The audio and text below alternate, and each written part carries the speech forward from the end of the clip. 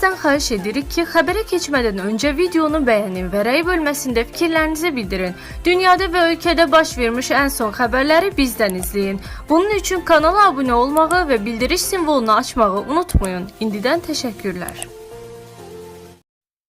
Hər vaxtınız xeyir dəyərli izləyicilər. Günün ən aktual xəbərləri ilə qarşınızdayıq. Qurban Bayramı ilə bağlı vacib xəbərdarlıq edildi. Mütəxəssislər bayram günlərində bəzi halların ciddi problemlərə səbəb ola biləcəyini bildirirlər. Digər tərəfdən müəyyən kateqoriyadan olan şəxslərə 50 manat məbləğində güzəşt tətbiq ediləcəyi açıqlanıb. Gündəmdə səs-küy yaradan daha bir məsələ isə deputat Günay Ağamalı ilə bağlıdır. Onun mandatını itirə biləcəyi iddiaları nə dərəcədə doğrudur? Fikirlərinizi rey bölümündə bildirin. Bütün təfərrüatlar, rəsmi açıqlamalar və ən son məlumatlar bu videoda. Qurban Bayramı dövründə qırmızı ət istehlakının artması, gigiyena qaydalarına kifayət qədər əməl olunmaması və kəsim prosesində diqqətsizlik müxtəlif sağlamlıq və təhlükəsizlik riskləri yarada bilər. Nocoment az xəbər verir ki, mütəxəssislər bu dövrdə xüsusilə qidalanma balansı, sanitariya və kəsim zamanı ehtiyatlı davranışın vacibliyini vurğulayır. Belə ki, ətin düzgün saxlanmaması həzm sistemi problemlərinə səbəb ola bilər. Həmçinin yeməklərin hazırlanmasında əlavə yağ istifadəsinin azaldılması və porsiya nəzarətinə diqqət yetirilməsi məsləhət görülür. Bayram dövründə gigiyena qaydalarına əməl edilməməsi də əsas risklərdən biri kimi göstərilir. Kəsim və emal prosesində istifadə olunan bıçaq, taxta və digər alətlərin təmizliyi, eləcə də əllərin gigiyenası infeksion xəstəliklərin qarşısının alınmasında mühüm rol oynayır. Ətin düzgün temperaturda saxlanması və tam bişirilmədən istehlak edilməməsi də vacib məqamlardandır. Qidalanma mütəxəssisləri bayram süfrələrində balanslı rasiona üstünlük verilməsini, ətin tərəvəz və lifli qidalarla birlikdə istehlak edilməsini tövsiyə edir. Qırmızı ət miqdarının nəzarətdə saxlanması və ağır yeməklərdən uzaq durulması da sağlamlıq baxımından əhəmiyyətli sayılır. Eyni zamanda bayram günlərində kəsim və doğrama zamanı baş verə biləcək xəsarətlərin də artdığı bildirilir. Bu səbəbdən təhlükəsiz kəsim qaydalarına riayət edilməsi, təcrübəsiz şəxslərin prosesə nəzarətsiz şəkildə cəlb olunmaması və hər hansı xəsarət zamanı vaxtında tibbi yardıma müraciət edilməsi tövsiyə olunur. Ümumiyyətlə, bayramın sağlam və problemsiz keçməsi üçün həm qida təhlükəsizliyi, həm də şəxsi gigiyena qaydalarına ciddi əməl olunmalıdır. Ailədə 2 az yaşlı uşaq var. Valideynlərdən biri əmək müqaviləsi əsasında işləyir. Digər valideyn isə analıq məzuniyyətindədir. Bu halda analıq məzuniyyətində olan valideyn və az yaşlı uşaqlar işləyən valideynin himayəsində olan şəxslər kimi nəzərə alına bilərmi? Belə olan halda işləyən valideynə vergi məcəlləsinin 102.5-ci maddəsində nəzərdə tutulmuş aylıq 50 manat məbləğində gəlir vergisi güzəştinin tətbiq edilməsi mümkündürmü? Göstərilən güzəştdən istifadə üçün hansı təsdiq edici sənədlər təqdim olunmalıdır? İqtisadiyyat Nazirliyi yanında Dövlət Vergi Xidmətindən Oxu 24 bildirilib ki, vergi məcəlləsinin 102.5-ci maddəsinə əsasən, qohumluq dərəcəsindən asılı olmayaraq himayəsində azı 3 nəfər, o cümlədən gündüz təhsil alan 23 yaşınadək şagirdlər və tələbələr olan ər və ya arvaddan birinin vergi tutulmalı olan aylıq gəliri 50 manat məbləğində azaldılır. Əgər hər iki valideyn işləyirsə, bu güzəşt valideynlərin hər ikisinə deyil, yalnız birinə şamil edilir. Bildirilib ki, təqaüd, pensiya və işsizlikdən sığorta ödənişi alan şəxslər, uşaqlardan başqa, qanuna əsasən tam dövlət təminatında olan şəxslər himayədə olanlara aid edilmirlər.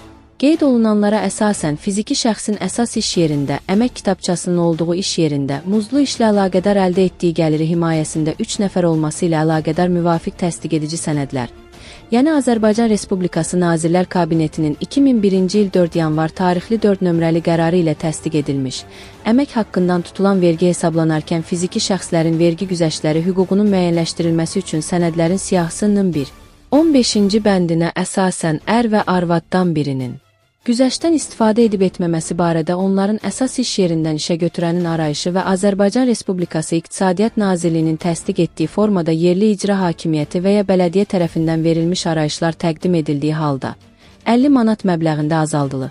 Sorğuya cavab olaraq bildiririk ki, analıq məzuniyyəti dövründə alınan müavinət bu güzəştdən istifadə etmək üçün maneə yaratmır. Bu halda 2 az yaşlı uşaq və həyat yoldaşı daxil olmaqla, Himayənizdə olan şəxslərin sayı 3-ə çatdığı üçün sözügedən güzəştdən istifadə etmək hüququnuz yaranır. Əsas, Vergi Məcəlləsinin 102-ci maddəsi və Kabinetinin 2001-ci il 4 yanvar tarixli 4 nömrəli qərarı ilə təsdiq edilmiş. Əmək haqqından tutulan vergi hesablanarkən fiziki şəxslərin vergi güzəştləri hüququnun müəyyənləşdirilməsi üçün sənədlərin siyahısı. Deputat Məxluq Günay Ağamalının efirdən uşaq pulu haqda səsləndirdiyi fikirlər böyük müzakirələrə səbəb olub. Əksəriyyət bu fikrə görə deputatı tənqid edir. Ağamalı efirdən deyib ki, uşaq pulu verilməməlidir. Onun məntiqinə görə uşaq pulu bərpa edilsə, bu ailələrdə tənbəllik yaradar, dövlətə arxayınlıq çoxlar və illərdir bu mövzuda intensiv müzakirələr gedir. Əksəriyyət dövlətin uşaq pulu verməli olduğunu deyir. Bunun əksini söyləyənlər isə ictimai qınaqla üzləşir. Bəs deputatın mövqeyi nə dərəcədə doğrudur? Uşaq pulu bərpa olunmalıdırmı? Oxu 24com xəbər verir ki, Globalinfo Azza danışan sosioloq Mail Yağub bildirib ki, deputatın yanaşması tamamilə yanlışdır. Bu məntiqlə yanaşsaq, yüksək gəlirli insanlar ən tənbəl şəxslər olmalı idilər. Halbuki reallıq tam əksini göstərir.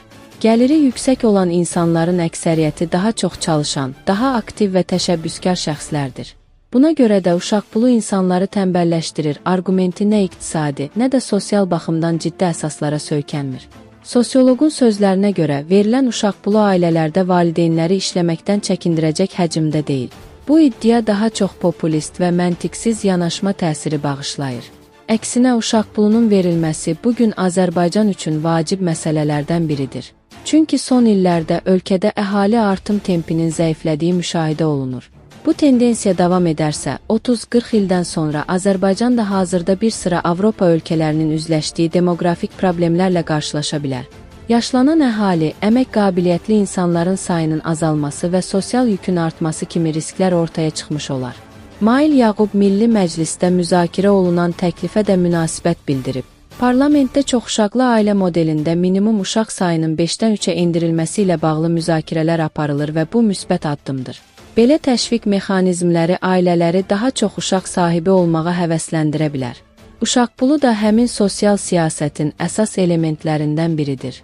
Bu sadəcə sosial yardım məsələsi deyil, həm də uzunmüddətli demoqrafik və iqtisadi təhlükəsizlik məsələsidir. Uşaq pullarının verilməsi vacibdir.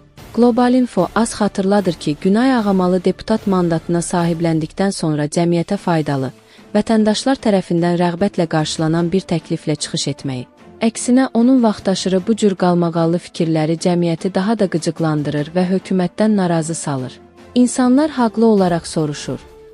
Belə birinin Milli Məclis kimi mötəbər bir qurumda nə işi var? Aldığı yüksək maaşı haqq edirmi? Deputat kimi göstərdiyi fəaliyyətlə hər ay aldığı məvacib niyə bu qədər tərs mütənasibdir? Bir sualı da biz verək, təxribatçı fikirlər söylədiyi və cəmiyyətdə qarşıdurma yaratmağa təşəbbüs göstərdiyi üçün Günay Ağamalı deputat mandatından məhrum edilər bilər.